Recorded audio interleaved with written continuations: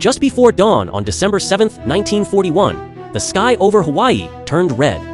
Japanese fighter planes, painted with rising sun insignias, roared low over the quiet U.S. naval base at Pearl Harbor. Within 2 hours, over 2,400 Americans were dead.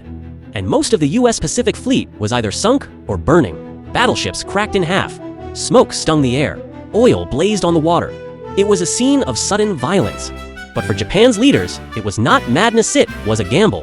As detailed in Japan's decision for war by Nobutaka Ike, Tokyo's war cabinet knew they could not outlast a long conflict with the US. They hoped one powerful blow would shock America into accepting Japan's control of Asia.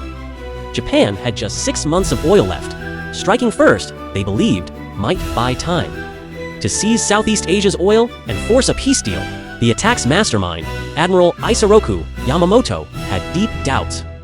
In a letter to Navy Minister Mitsumasa Yonai, dated September 1941, he warned, "I can run wild for 6 months.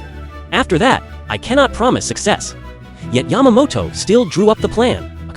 He sent 6 aircraft carriers 3,400 kilometers across the Pacific, undetected. It was the largest carrier strike group ever assembled at that time, as documented in The Rising Sun by John Toland. The gamble worked at first. In just 10 weeks, Japan conquered Hong Kong, the Philippines, Malaya, and the Dutch East Indies.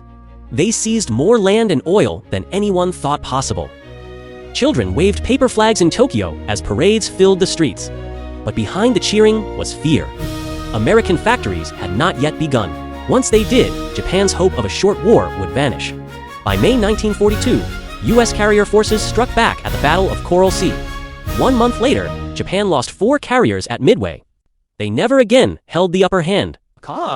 The Pearl Harbor attack had woken a giant butt for Japan. It had also sealed its fate.